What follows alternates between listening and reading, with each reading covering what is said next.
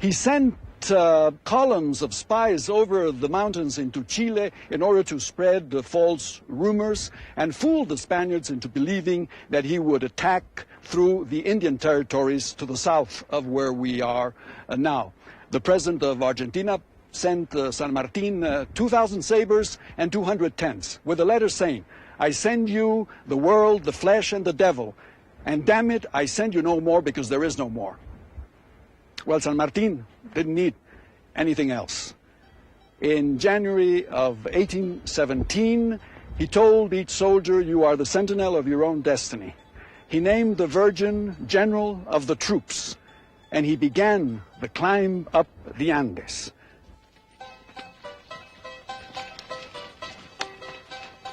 San Martin began the climb with 5,000 men, mules, horses, 18 pieces of artillery, and provisions, including a wagon full of wheat.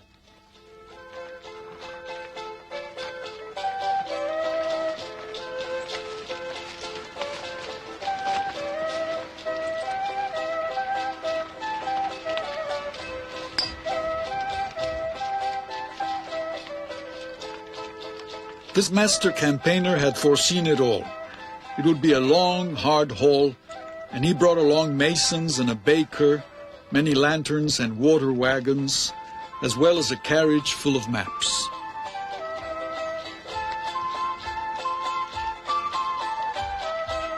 Up they went, up to 13,000 feet, past the highest mountain in South America, the mighty Aconcagua, braving the winds and the ice and the volcanic dust, fighting small royalist garrisons guarding the approaches, but also fighting the soroche, the dizzying, vomiting sickness caused by altitude.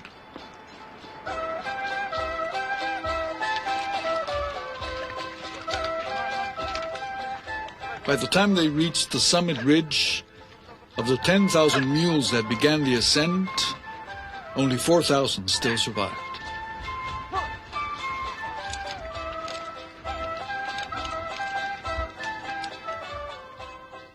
But beyond the historical date, what does this great saga of the Army of the Andes mean for us? Well, I think that here not only physical heights, but great moral heights were reached. San Martin's campaign demonstrated that we were capable of organizing ourselves, of acting with excellent timing, with courage and fortitude against tremendous odds. The crossing of the Andes remains an example, a source of pride, and a reference for the future of Spanish America. At dawn on the morning of February the 8th, 1817, San Martin's army was across the Andes. Joining up with the forces of his Chilean ally Bernardo O'Higgins, and without even waiting for his artillery, he swooped down on the Spanish forces for the decisive Battle of Chacabuco.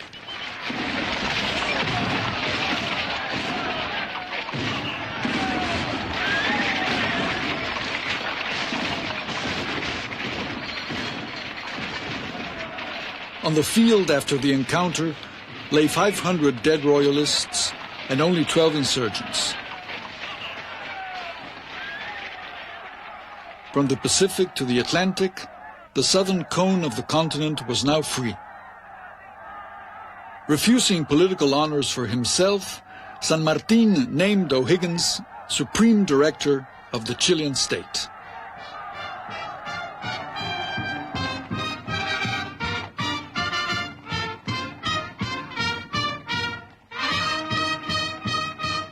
The days of glory were here.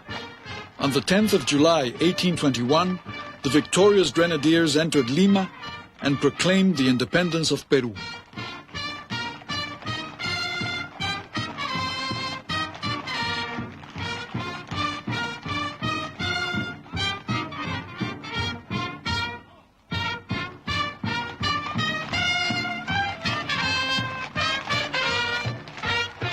Three centuries of Spanish rule were at an end.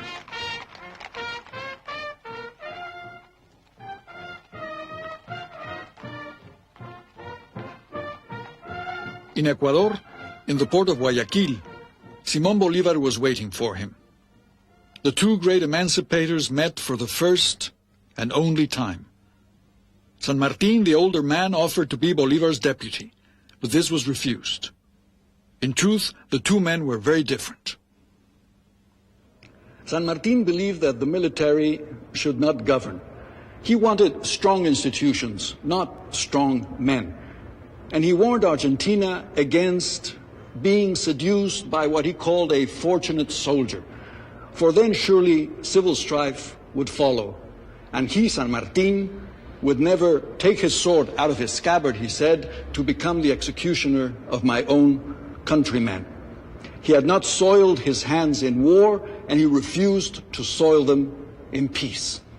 His was a profoundly moral stand which we must respect. But we must also ask, what if San Martin had governed? Would he have avoided many of the ills of Argentina, including prolonged military dictatorship, just what he feared? He had made up his mind. I want to go off to a corner and live like a human being, he said.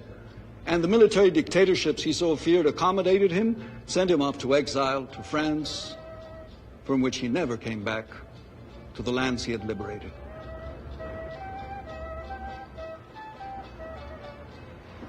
Bolívar remained, and he struggled mightily with the problem how to rule ourselves after independence. His ideology was of the 18th century Enlightenment, and it consisted in believing that sovereignty lies with the majority of the people. But in the countries Bolívar ruled, from Peru to Venezuela, the majority were blacks and mulattoes and Indians and mestizos. The white minority feared the government of the majority, of the colored races. So it all boiled down eventually to a question of liberty or equality. And Bolívar saw it very, very clearly. The aristocracy, he wrote, want liberty, but only for themselves. They want equality, but not with the inferior classes. Here at the Congress of Angostura in 1819, Simón Bolívar racked his soul and his mind, looking for solutions to avoid the extremes of tyranny and anarchy. A people as young and innocent as ours, he said, cannot have instant democracy. What then? Bolívar suggested what he called an able despotism, a strong executive that could impose legal equality where racial inequality prevailed. The pity of it all was that the new social forces unleashed by the wars of independence were supremely indifferent to the anguish of Simón Bolívar.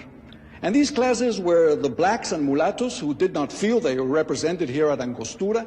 In the second place, the Creole landowners who felt that they had not helped the independence in order to be deprived of their property or to let the blacks govern them. And third, and I think most importantly, the new military caudillos who had come into possession of lands given to them by Bolívar himself in order to repay their wartime services to the revolution. They all turned their backs on Bolívar and sent him on a long and lonely pilgrimage towards death. As he left Bogotá under cover of darkness on the 8th of May, 1830, the ailing liberator knew himself to be vilified, accused of dictatorial ambitions, and declared an outlaw in his own native Venezuela. A few weeks later, as he lay dying in Santa Marta, he pronounced his own epitaph: "America is ungovernable. Those who serve the revolution plow the seas." The young idealist, the brilliant commander, the disillusioned statesman was dead at the age of 47.